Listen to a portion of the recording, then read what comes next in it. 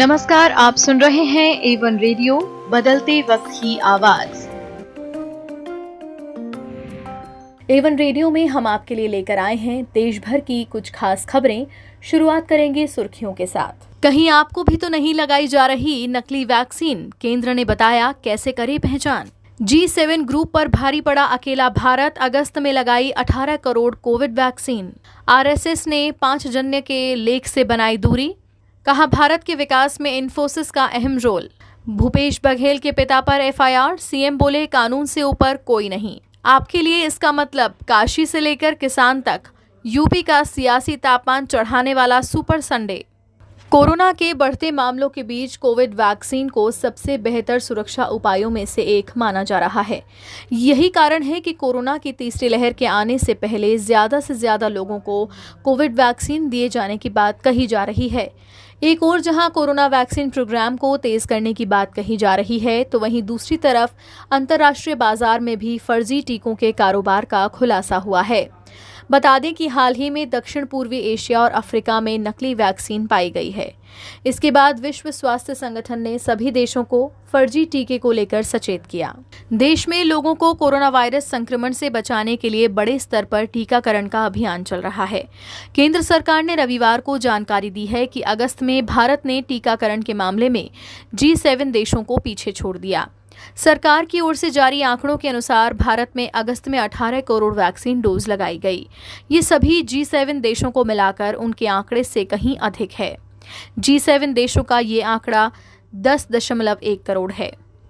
MyGov India के Twitter account से सरकार ने ये जानकारी साझा की है। इसमें कहा गया है कि एक और उपलब्धि, अगस्त के महीने में 18 करोड़ से ज्यादा कोविड वैक्सीन की डोज के साथ भारत ने वैश्विक मंच पर कीर्तिमान स्थापित किया है। राष्ट्रीय स्वयंसेवक संघ के अखिल भारतीय प्रचार प्रभारी सुनील आम्बेकर ने रविवार को RSS को 5 जन्य इन्फोसिस विवाद से अलग करने की कोशिश करते हुए कहा कि भारत के विकास में इस IT दिग्गज की अहम भूमिका थी। ये स्वीकार करते हुए कंपनी द्वारा विकसित पोर्टल्स के साथ समस्या हो सकती है। आम्बेकर ने कहा कि पत्रिका 5 जन्य संघ का आधिकारिक मुखपत्र नहीं था और विचारों को व्यक्तिगत माना जाना चाहिए। सुनील आम्बेकर ने ट्वीट किया, भारतीय कंपनी के नाते इन्फोसिस का भारत की उन्नति में महत्वपूर्ण योगदान है। इन्फोसिस संचालित पोर्टल को लेकर कुछ मुद्दे हो सकते हैं, परंतु 5 जन्य में इस संदर्भ में प्रकाशित लेखक के अपने व्यक्तिगत विचार हैं तथा 5 जन्य संघ का मुखपत्र नहीं है। अतः राष्ट्रीय स्वयंसेवक संघ को इस लेख में व्यक्त विचारों से नहीं जोड़ा जाना चाहिए। और ये खबर है रायपुर से, जहां मुख्यमंत्री भूपेश बघेल के पिता नंदकुमार बघेल के खिलाफ रायपुर पुलिस ने रविवार को FIR दर्ज की।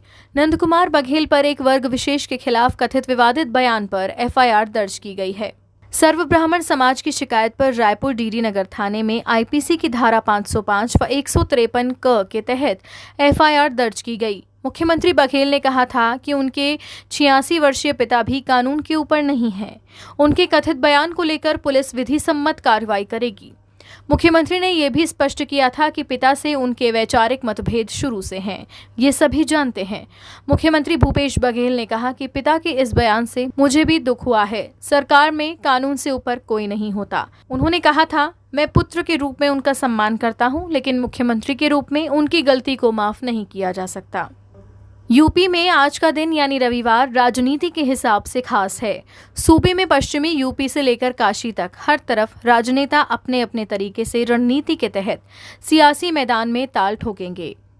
कहीं सम्मेलन है तो कहीं महापंचायत है।